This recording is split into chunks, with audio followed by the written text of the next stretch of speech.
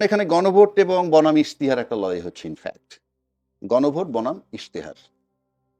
গণভোটটা legal illegal সেই chapter তো পরে, কিন্তু গণভোটের পক্ষে জনগণ রায় দিচ্ছে, আর ইশতেহারটা হলো দলীয় রায় বা দলীয় সিদ্ধান্ত। এখন উনি পান্না ভাই বললেন যে তারেক রহমান সাহেব এটার পক্ষে একবার হা বলেছেন।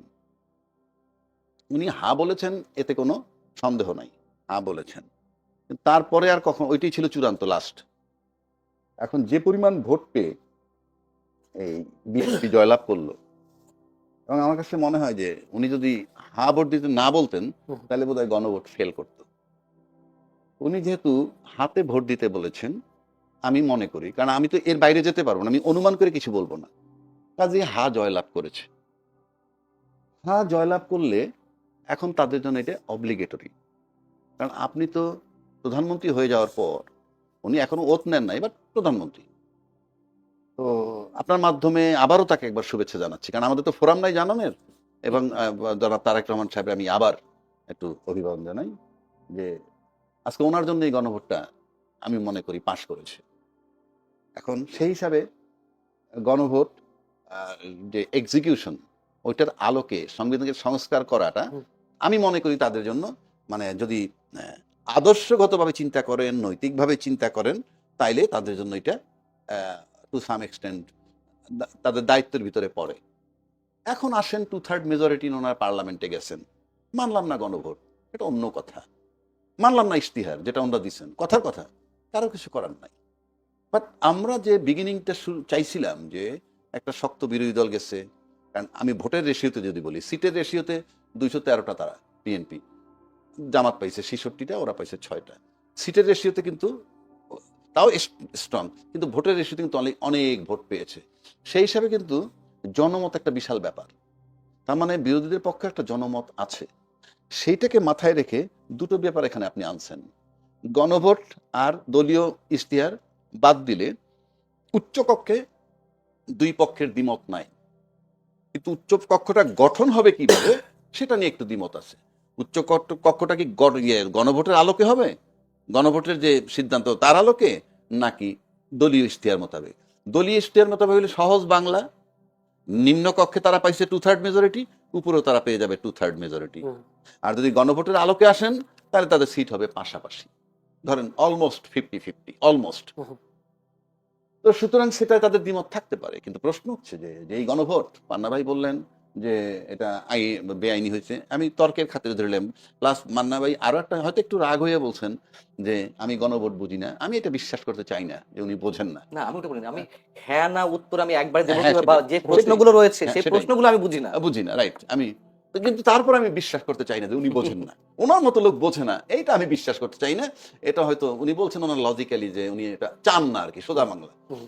কিন্তু আমি যদি সাধারণ দৃষ্টিতে আসি, জনগণ কিন্তু, সাধারণ জনগণ যারা, তারা বাংলাদেশি জাতীয়তাবাদ বোঝে না, বাঙালি জাতীয়তাবাদও বোঝে না, সংস্কার কি বোঝে না, উচ্চকক্ষ নিম্নকক্ষ বোঝে না। তাদের ভোট নিয়েই তো আমরা সংসদে যাচ্ছি। 18 বছর বয়সে একটা ছেলে মেয়ে ভোট দেয়, ঠিক জানেই তো না কিছু। উনি বলুক ওনার 18 বছরের বাচ্চা কি জানে, ভোট হচ্ছে কারে ভোট দিব, উনি কাজ করবে কি, লোকটা কে, নাম বলুক, কেউ চিনবে না। তারা কলেজে নিয়ে যেতে হয়, স্কুলে নিয়ে যেতে হয়, ধৈর্য আনতেছি, এই সেই ভোট নিয়ে কিন্তু আমরা পার্লামেন্টে যাই। তার মানে জনগণ কিচ্ছু বোঝে না যদি এইভাবে ধরি। কিন্তু জনগণ একটা জিনিস তো বুঝছে যে তারেক সাহেব বলছে হাতে ভোট দিতে, তাতে হাতে ভোট দিছে। তারপর তো হা মোতাবেক গণভোটটাকে কার্যকর করা খুব জরুরি। পৃথিবীর কেউ না জানুক, সাধারণ জনগণ না বুঝুক, উনি তো জানেন, উনি তো বলছেন। সেই হিসাবে এবং গণভোটের উচ্চকক্ষ নিম্নকক্ষ নিয়ে যখন দ্বিমত নাই, দেখেন কতগুলা মিল। আবার গণভোটের প্রস্তাবও কিন্তু বিএনপি আনছিল যখন এই সংস্কার কমিটি নিয়ে দ্বিমত না। আজকে যদি দ্বিমত না হইতো, গণভোটই হইতো না। এই জন্য আমি তারেক রহমান সাহেবকে বলতে চাই, উনি যদি আরো আগে আসতেন, আরো আগে আসলে হয়তো আরো সমাধান ভালো হইতো, হয়তো গণভোট আমাদের লাগতোই না। কারণ উনি আইসে কিন্তু একটা সমাধান দিচ্ছেন, নির্বাচনটা হয়ে গেল এবং হাতে ভোট দিতে বললেন। কিন্তু উনি যদি আগে আসতেন, এইটা যখন গণভোট হওয়ার আগে, ওই প্রস্তাব হওয়ার আগে যদি আসতেন, তাহলে হয়তো ওনার এই কারিশমা দিয়ে উনি এটাও পারতেন হয়তো বা, যা আমরা একটা সিদ্ধান্তে চলে যাই। মানে উনি ওনার লেট করার কারণে কিন্তু আমরা এই জটিলতাটায় পড়ছি, কারণ আলটিমেটলি তো উনি নির্বাচনটা তুলে ফেললেন এবং ভালোভাবেই উনি আসার পরে ওনার ক্যারিশম্যাটিক ইয়ে দিয়ে বিএনপি জয়লাভ করেছে। এই সব কিছু মিলাইলে আমি যেটা সিম্পল মনে করি যে এখন গণভোটকে আপনি কোনোভাবে বেআইনি এই কারণে বলতে পারবেন না, number one, it was signed by the politician, political parties. Number two, NCP দেয় নাই স্বাক্ষর, আজকে দিতে যাচ্ছে। এনসিপি সম্পর্কে মানুষের ধারণা কি, সে কিন্তু জুলাই সনদে স্বাক্ষর সেদিন না করলেও মানুষ এইটা বিশ্বাস করে না ওনারা জুলাই সনদ চায় না। আর যারা স্বাক্ষর করছে তারা স্বাক্ষর করা সত্ত্বেও মানুষ আস্থায় নিতে চায় না যে তারা জুলাই সনদ মানতে চায়। যদি তাই হয় তাহলে এই বিতর্কগুলো আসতেছে কেন? গণভোটে হা হয়ে গেছে, তারপরে কথা চলছে কেন? ভুল শুদ্ধ যাই হোক, ম্যান্ডেট বাই দ্য পিপল, এবং সবচেয়ে বড় দল যিনি ক্ষমতায় আসছেন তার হায়ের উপরে জনগণ বিশ্বাস করে আস্থা রেখে দিছে। এখন শুরুতেই যদি আমাদের আস্থা নিয়ে ক্যারিকেচার শুরু হয়, কিংবা কোনো রকম কালক্ষেপণ শুরু হয়, কিংবা সন্দেহ তৈরি হয়, 5টা বছর কিভাবে যাব সেটা নিয়ে আমি চিন্তিত। ফাইনালি যদি স্পিকার, যেমন স্পিকার পদত্যাগ করছে, স্পিকার কোথায় আছে আমরা জানি না, বাট উনি পদত্যাগপত্র দিচ্ছেন এইটুকু আমরা জানি। প্লাস ডেপুটি স্পিকার মানে হি ইজ ইন কাস্টডি, জেলখানা। তো আপনি তো ধরেন এই মুহূর্তে সে বোধহয় বিয়ের আসামি, একটা হত্যা মামলার আসামি হিসেবে উনি আছেন। তো আমি যতটুকু বিধান, হত্যা মামলার আসামি থেকে দিয়ে তো আপনার ওথ করাইতে পারেন না। তারপর রাষ্ট্রপতি মনোনীত যাকে করবেন পারেন। আর এরকম ক্ষেত্রে যদি কেউ খুঁজে না পাওয়া যায়, তাহলে গেজেট নোটিফিকেশন হওয়ার পর ইন 3 days সর্বোচ্চ প্রধান নির্বাচন কমিশনার পড়াতে পারেন। তাহলে আমি উত্তর পেয়ে গেলাম। সেই হিসাবে কোনো অসুবিধা হচ্ছে না। দ্বিতীয় প্রশ্ন হচ্ছে, জামায়াতের ব্যাপারে একটা হাইব্রিড হচ্ছিল, তারা ক্ষমতায় যাচ্ছে, ফলাফল দেখা গেল কিন্তু উল্টো। জামাতের পরাজয়, এরকম পরাজয় হওয়ার কারণটা একটু বলবেন। কেউ কেউ বলছেন নারীদেরকে অসম্মান করা কিংবা ৭১কে স্বীকার না করা, এই বিষয়গুলো প্রভাব পড়েছে নির্বাচনে। না, আমি এবারের নির্বাচনে আমি উল্টোভাবে দেখতে যে আপনার এগুলোর জবাব আমি দিব। তার আগে যদি আপনি আসেন যে এবারের নির্বাচনে সবাই খুশি আমার কাছে মনে হয়।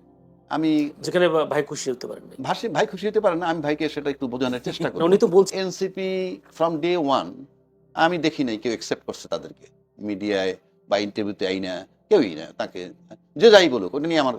কিন্তু আলটিমেটলি কিন্তু তারা 6টা সিট পাইছে। তো 6টা সিট যে পাইলো, এতে তাদের খুশি তারা, আমি মনে করি। কেন খুশি?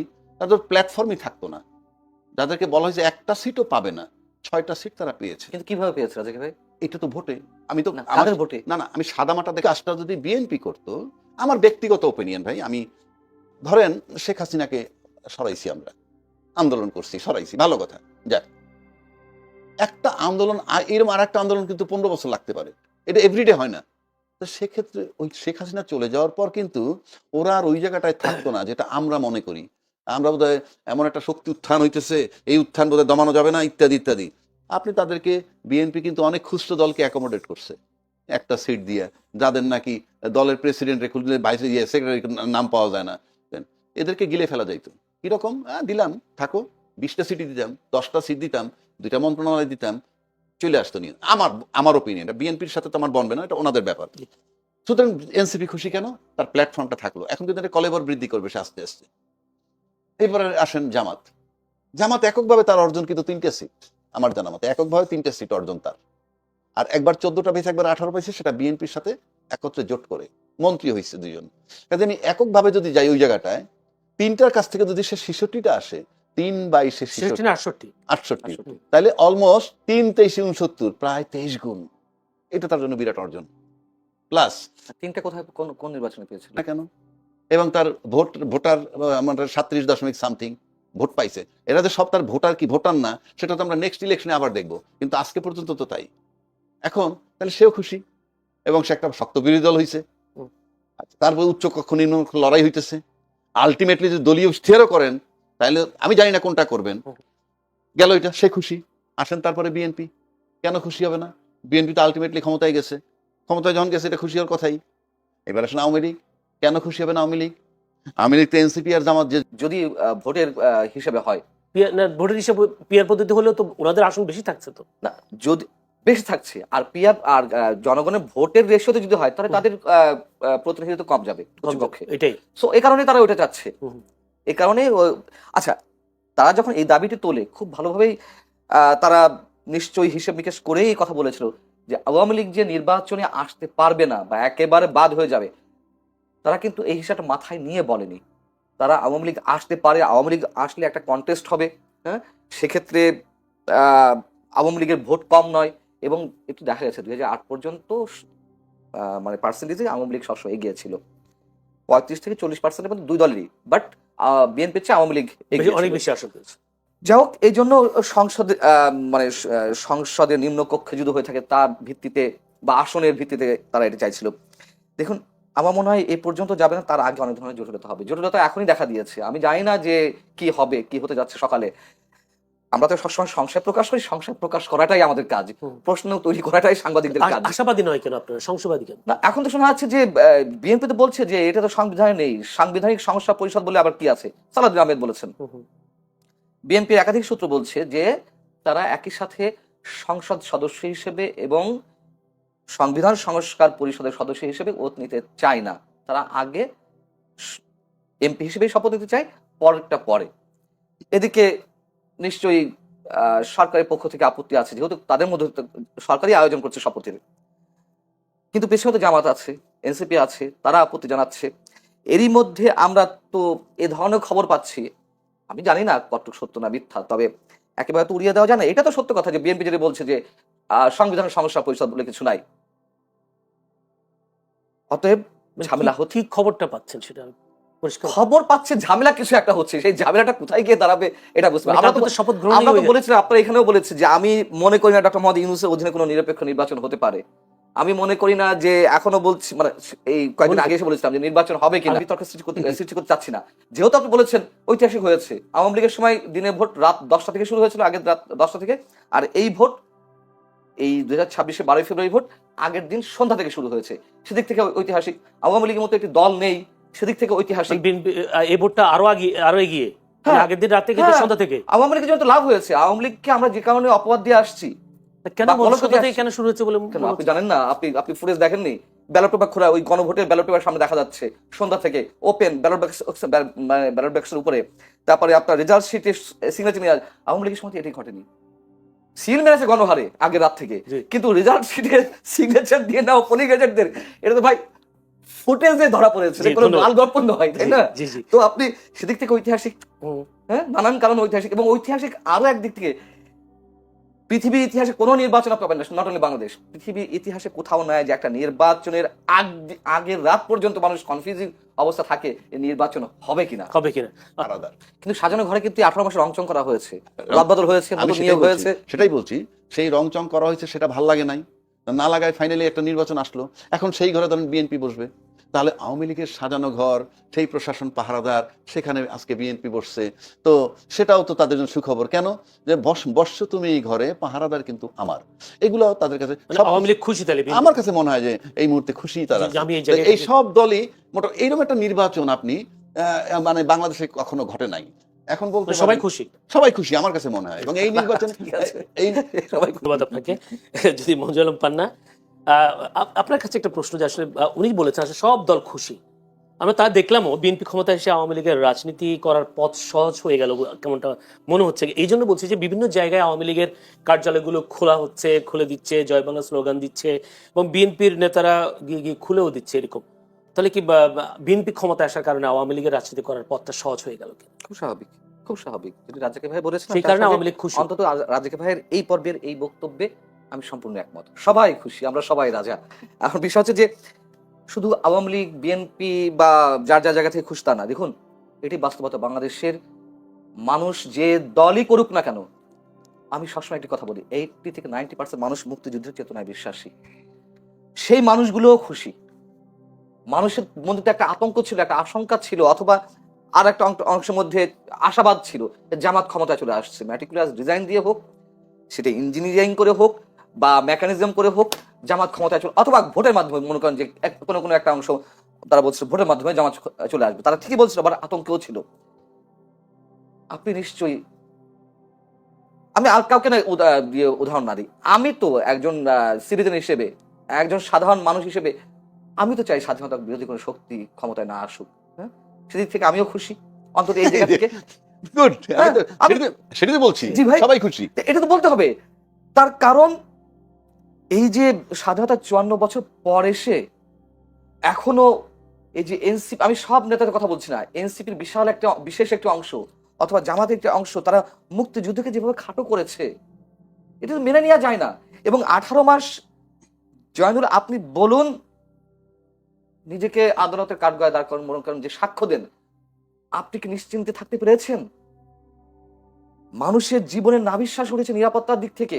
নতুন যে মবতন্ত্র কায়েম হয়েছিল, যে মানে কখন কে মবের শিকার হবে কেউ বলতে পারছিল না, এবং এইগুলো কে ঘটিয়েছে?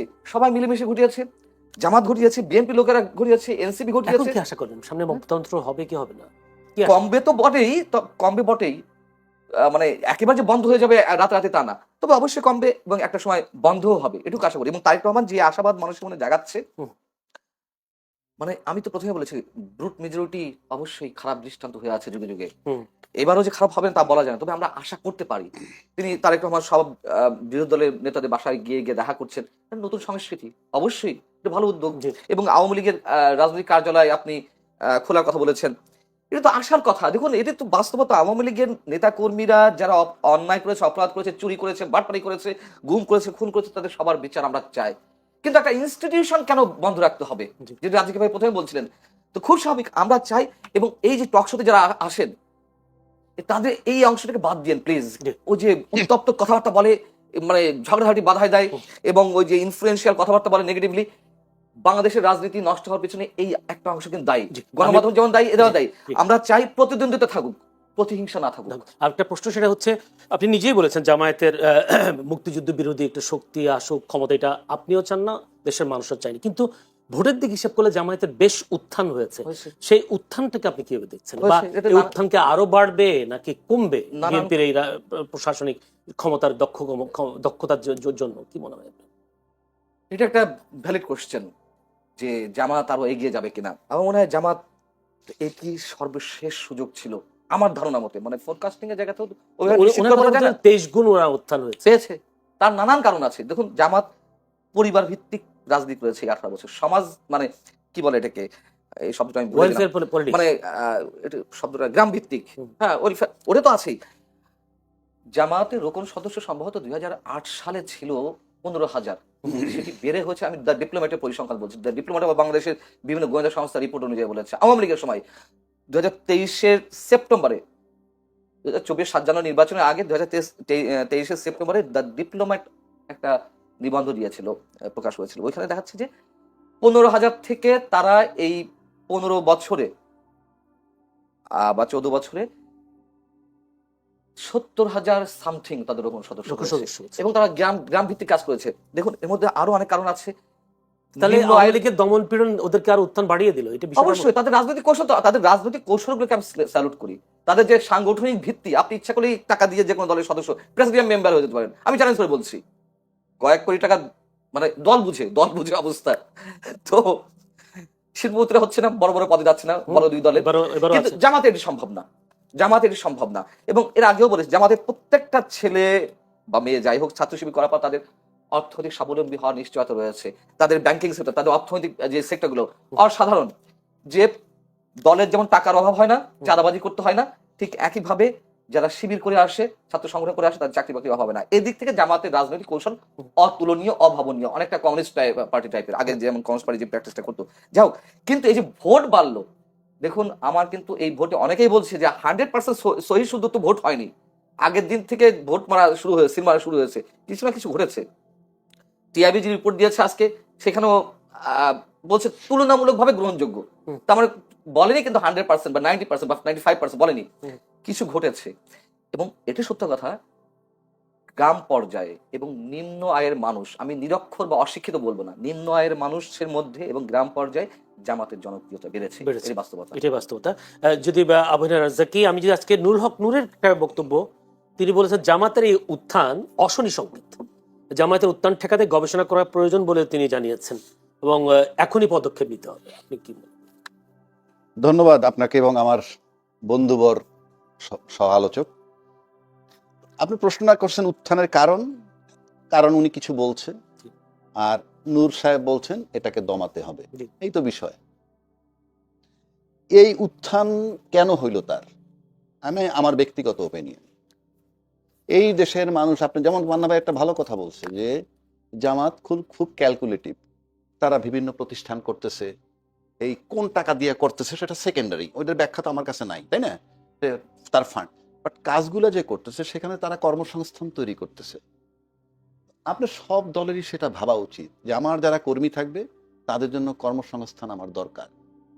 কর্মসংস্থান যত আপনি করতে পারবেন, প্রোভাইড করতে পারবেন, তাইলে পরে পরিবেশ সুন্দর থাকবে। তা নাহলে তো আপনার যত বড় দল, এত লোক আপনি অ্যাকোমোডেট করবেন কেমনে? তাদের সার্ভাইভালের ব্যাপার থাকে। সুতরাং ন্যাচারালি আমি কোনো দোষ দিচ্ছি না। আমরা বিগত 53 বছর যাবতই দেখতেছি যে বাজারে কতগুলো জিনিস প্রচলিত, এই চাঁদাবাজি, দুর্নীতি এবং টাকা পাচার। ৩টা বিষয় যদি আনি, এর ভিতরে দুর্নীতিটা কিন্তু এলাকায় মহল্লায় হয় না, ওটা প্রাতিষ্ঠানিক। টাকা পাচার সেটাও লিমিটেড লোকেরা করে, ব্যাংক লুট করে পাঠিয়ে দেয়, যেমন নানান। চাঁদাবাজিটার এফেক্ট কিন্তু সাধারণ লোকের উপরে পড়ে, 18 কোটি লোকের উপরেই পড়ে। এটা মাঠে এই কাজটা চলে। তো সামহাউ তাদের সম্পর্কে এই ধারণাগুলো আছে, যেহেতু পান্না ভাই বলছে তাদেরকে প্রোভাইড করতে পারে, সুতরাং তারা চাঁদাবাজিতে থাকে না। কিংবা মানুষের বিশ্বাস, তারা নাকি হাদিয়ে নেয়, হোয়াট এভার ইট ইজ, সেটা উইদিন দেয়ার কমিউনিটি, সাধারণ লোকের কাছে আসে না। তাহলে চাঁদাবাজ বিরোধী একটা বিষয়, মানুষ বিনা কারণে চাঁদাবাজ বিরোধী। কারণ আপনার চলতে যারা চাঁদা নেয় তারা কিন্তু দলীয় ছত্রছায়া নেয়, যে যখন নেয় দলীয় ছত্রছায়া নেয়। এই চাঁদাবাজ বিরোধী হিসাবে তাদের উপর আস্থা হয়েছে। এবং একটা দ্বিতীয়, এনসিপির যেহেতু অন্য কেউ অ্যাকোমোডেট করতে পারেনি, তারা অ্যাকোমোডেট করছে, একটা বিশাল সেন্টিমেন্ট কাজ করছে যে জুলাই চেতনার পক্ষের সেই ভোটগুলো তারা পেয়েছে। এটা তো উত্থান একটা ব্যাপার। দ্বিতীয় কথা হলো 68টা আসন তারা পেয়েছে, এনসিপির 6টা আমি বাদ দিই এখনো। এই 68টা আসন যদি তারা অ্যাটলিস্ট চাঁদা মুক্ত রাখতে পারে, এই সিটগুলো কিন্তু ফিক্সড হবে, আপনি কোনোভাবে নিতে পারবেন না। মানে এই উত্থান ঠেকাতে পদক্ষেপ নিতে হবে বলেছেন উল্লাপুর, কি করবে, কি পদক্ষেপ? পদক্ষেপ নিতে হলে জামাতকে করাপ্ট বানাইতে হবে, জামাত চাঁদাবাজি করতে হবে, জামাতের টাকা পাচার করতে হবে, জামাতের দুর্নীতি করতে হবে, তাইলে পরে জনগণ তাকে কি করবে। কিন্তু ঠেকানো মানে, যদি আপনি ভোট হইলে আপনি ঠেকাবেন, কিভাবে ঠেকাবেন? আমি আবারও বলছি, জামাত বাদ দিয়ে অন্য যারা পাশ করছে তারাও যদি মনে করে তার নিজ নিজ এলাকা চাঁদামুক্ত রাখবে, তাহলে তার জায়গা ফিক্সড হবে। মনে রাখতে হবে তার 23 গুণ বৃদ্ধি হয়েছে। এইটা শুধুমাত্র এই সূত্রের উপরে যে সাধারণ জনগণ মনে করছে দুইটা বিষয়: এক, জুলাই চেতনার পক্ষের শক্তি এসে আশ্রয় দিছে, জামাত আমি জুলাই চেতনার পক্ষে বলি আর বিপক্ষে অন্য কথা। দুই, চাঁদাবাজি বিরুদ্ধে তারা, এটা মানুষ ভোটাররা একটা আস্থায় নিছে। এবার আসেন আরেকটা বিষয় দেখতে হবে আমাদের। এবার সংসদে যে 3টা দল আছে, 3টা দলই কিন্তু দাবি মোতাবেক বিগত সরকার দ্বারা নির্যাতিত। 3টা দলই, যদি বলি জামাত, যদি বলি বিএনপি, যদি বলি এনসিপি, 3 দলই কিন্তু নির্যাতিত। এনসিপি তো তখন ছিল না। ছিল না।